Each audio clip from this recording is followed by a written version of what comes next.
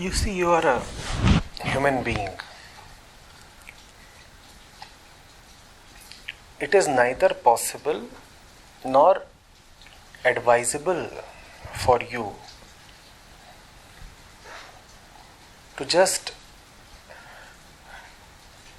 give up on the past.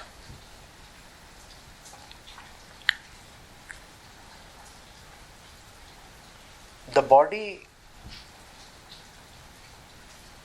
is nothing but a flow of the past stretching over time.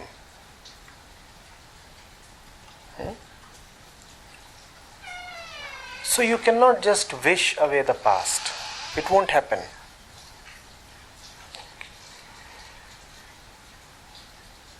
If the past is bothering you, why not live in a way that resolves the past?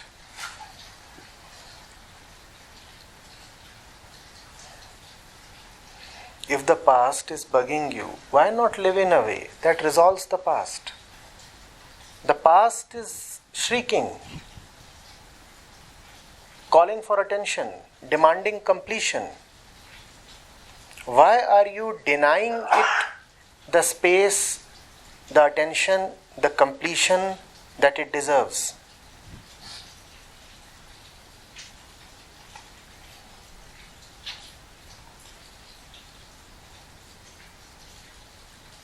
You have a festering wound on your arm. You are carrying it since 2 weeks. And it's deteriorating by the day. What is it calling for? Treatment. But influenced by the neo-spiritual cult of living in the moment, you say that I don't want to look at the past. All this is coming from the past. The wound belongs to the past. I don't want to look at the wound. Why don't you want to look at the wound? Do you want to imagine that it has disappeared? Let's be practical. For you, the one who is talking, the one who is questioning and seeking solutions, does the wound not exist? Let's talk reality. Does it exist or not? Then why do you want to imagine and act as if it does not? It does. And living in the moment does not mean denying the past.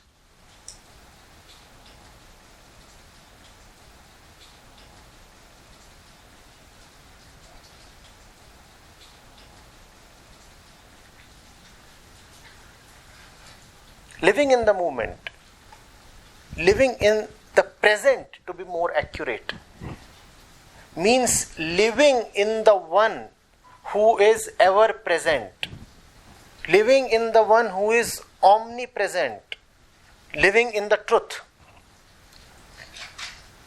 And how can you live in the truth and simultaneously deny the fact? To live in the truth is to live in an unconditional acknowledgement of the fact, and the wound is a fact that you cannot dismiss. The wound does exist. In the backdrop of the wound, what is it then to live in the present? What kind of action does that demand? Please. You are a person carrying a wound from the past, and the wound is still open. Is the wound healed and closed? No.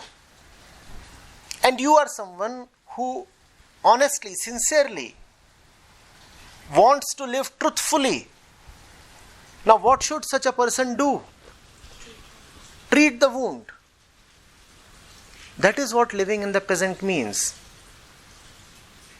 To be oblivious of the fact, to not to hide away from the fact, And facts don't just pop up in the moment. You may perceive the fact right now, but the fact belongs to a long, complicated,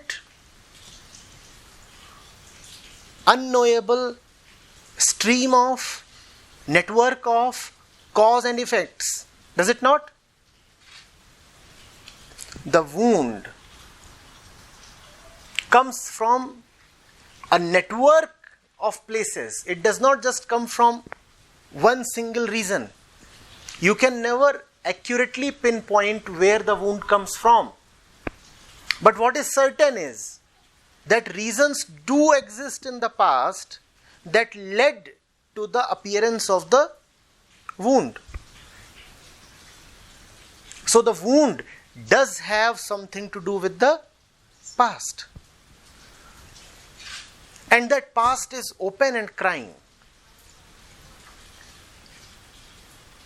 That past is unresolved and calling for closure. That is the righteous action. That is the right thing to do. So what then is the meaning of living in the present?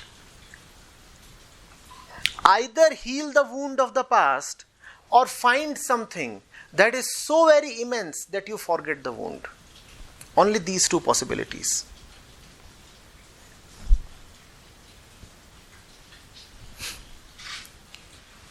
And this is so very commonsensical and practical, is it not? If I am a fellow carrying a wound, what do I do? If I am in the company of something beautiful, something immense, something utterly important, then I let the wound wait. I say, you are not important. Something else deserves my time, energy, attention. And then you just ignore it, don't you? We all know that, right? You have a headache, but there is something more important in the headache. Don't you attend to that which is more important? Or do you just hold your head and coolly relax back? You don't always do that. One does have discretion. One knows what to value over the other. Or the second right possibility is to attend the wound and heal it. What most of the living in the momentists, that too is a cult, you know. Living in the now, living in the moment. So what do the nowists or present momentists do? The wound is there, bleeding, oozing pus, open.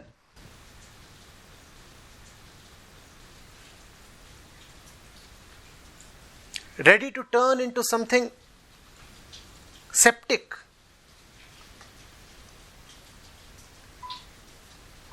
Ready to turn into gangrene.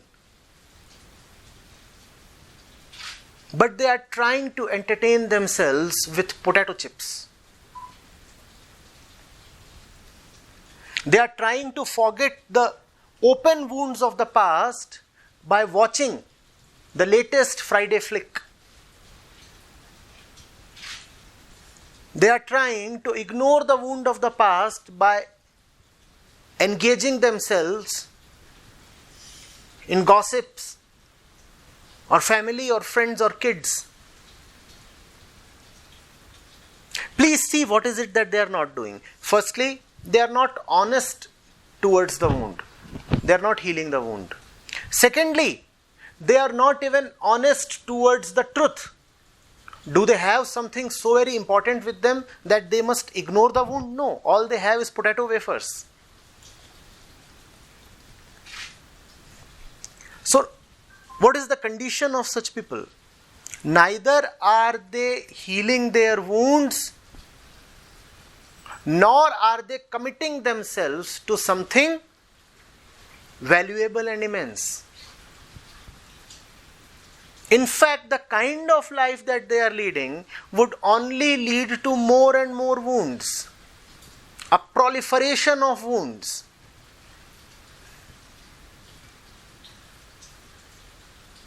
A body dotted with wounds.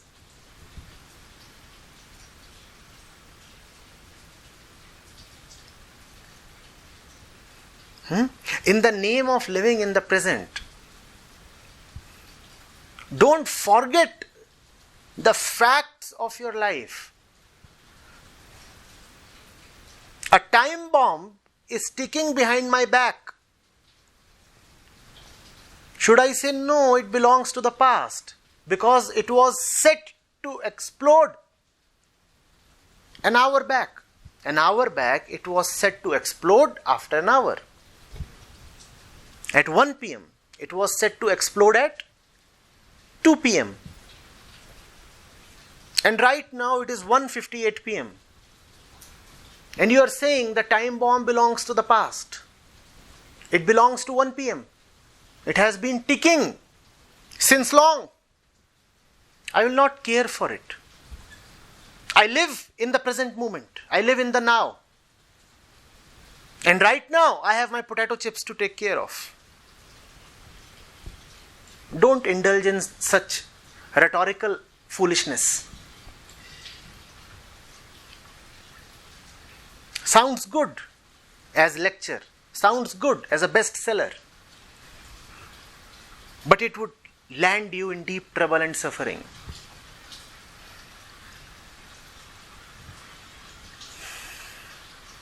Remember one golden rule.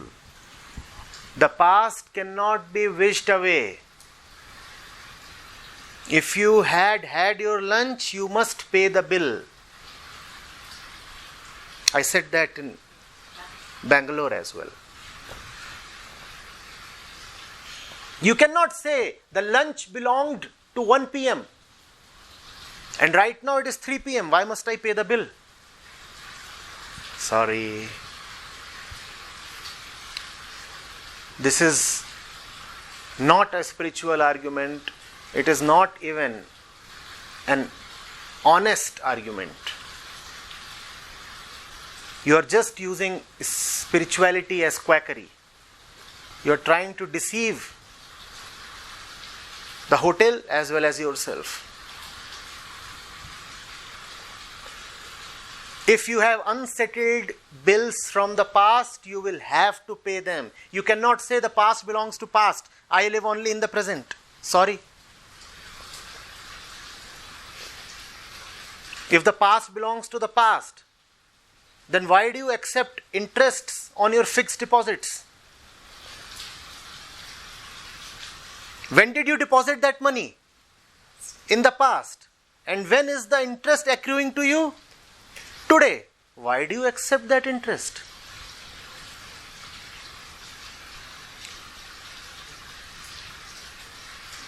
There are people who talk of the great capacities of the now. You write a book praising and worshipping the now. And since 10 years you have been accepting royalties. Have you written the book just now? Then why are you accepting the royalty for something that you did in the past? When was your book published? 10 years back. And when are you accepting the royalty? Today. Spirituality does not mean an absence of common sense. Spirituality is super sense. Spirituality is beyond common sense. But unfortunately, that which is beyond common sense is taken as something below common sense. There is a difference between transcending common sense and not even having common sense. Most spiritualists in the name of spirituality do not transcend common sense. They fall below even common sense.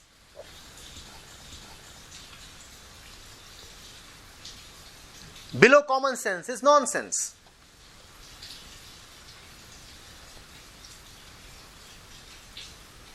If you have leftovers from the past, clean them. In Zen they say, if you have had your food, clean the plate. You cannot say, I've had my food and the food was had in the past, so why should I clean the plate? No. If you've had your food, clean the plate. You cannot just walk away. Neither can you walk away nor can you walk out. Very difficult. Settle your bills and then you are free. Or find something so big, so total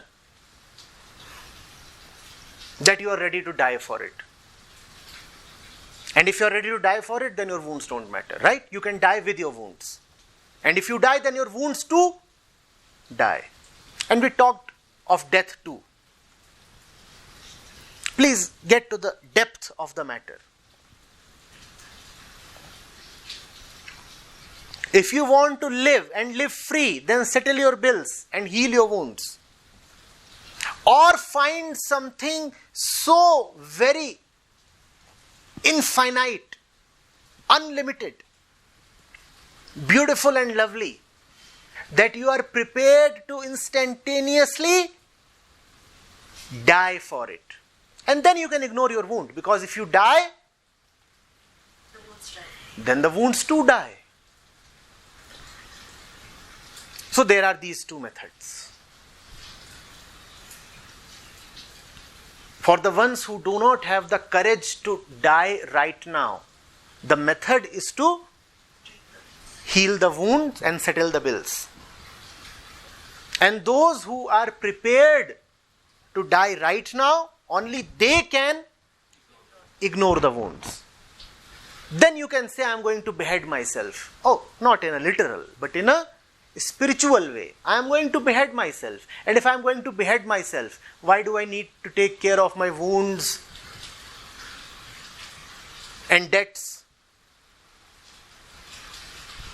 and headaches and the stains on my shirt?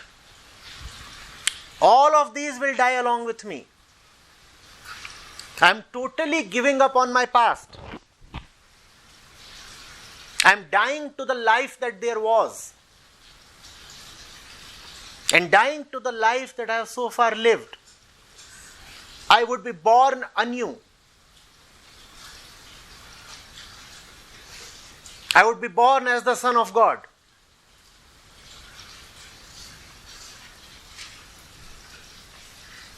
I would reappear again as the truthful one.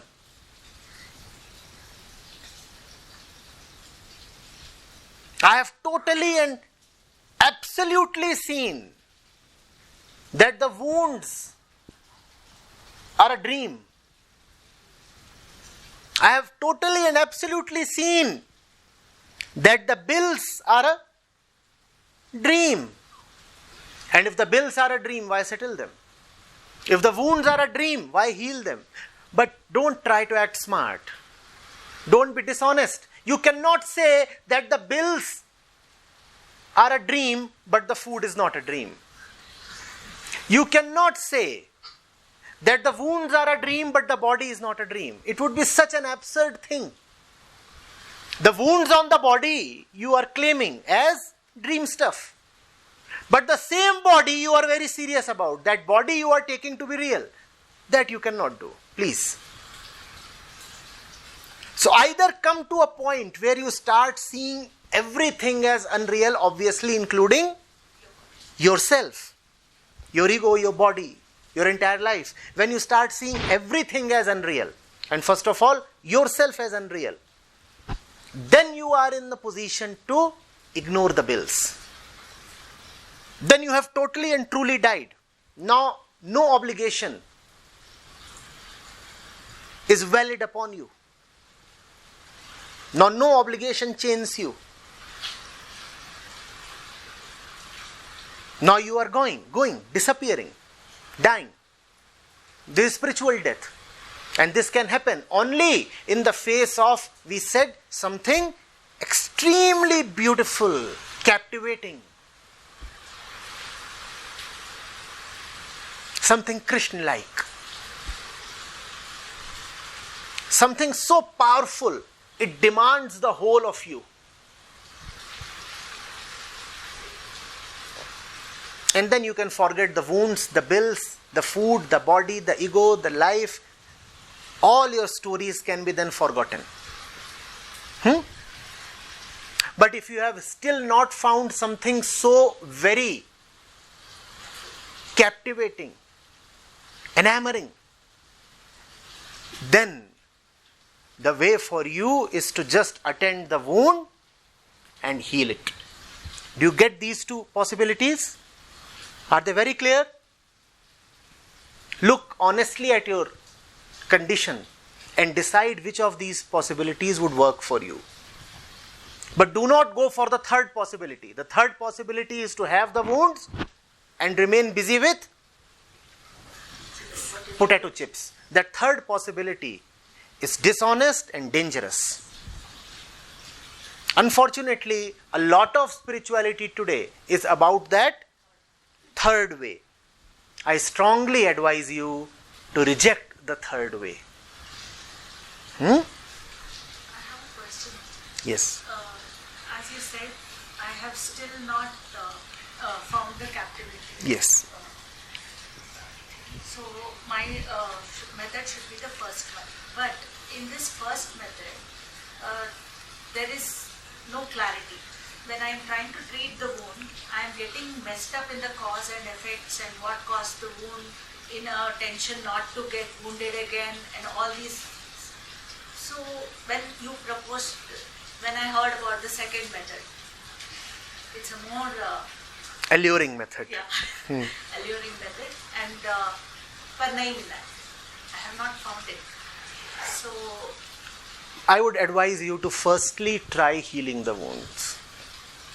You see, the second method is the more alluring method, more absolute method. It's To find truth and just dissolve in it. it's a one medicine to all. One medicine to everything. One shot death. Full stop.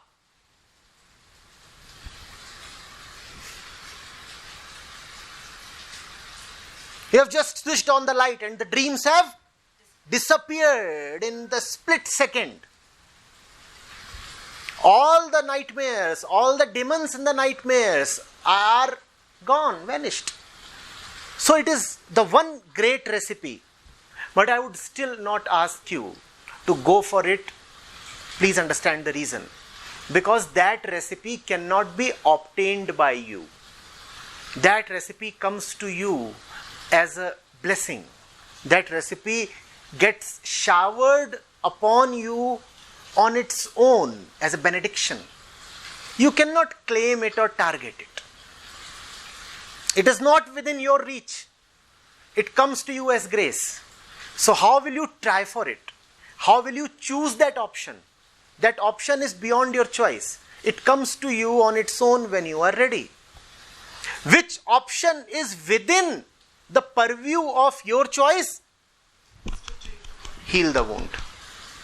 And if you are sincere in healing the wound, a time comes when the wound is healed and you are gone. You see, ordinarily, when the wound is healed, then you live longer. In the world of the saints, when the wounds are healed, then you immediately come on, die.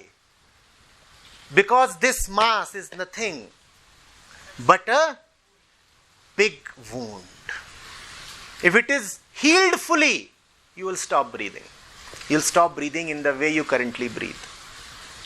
So the ordinary men of flesh and blood,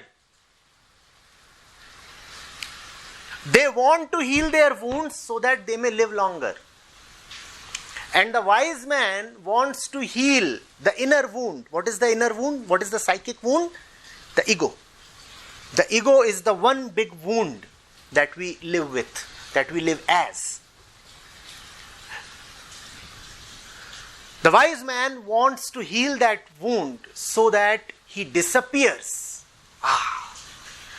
The wound is healed, and now where is the sick one? When the wound is healed, where is the wounded one, the sick one? Oh, dead, gone. So that is what you can do on your own. Try that. And if you say, as you have just said, that you have been unable to heal the wound, then go to a doctor. Visit the non-physician. For physical wounds, one visits a physician. For non-physical wounds, one visits a non-physician.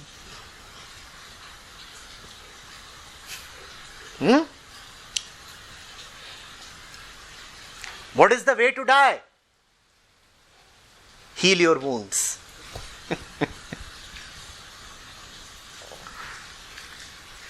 जिस मरने से जग डरे मेरो मन आनंद, कब मरिहों कब भेटिहों पूर्ण परमानंद.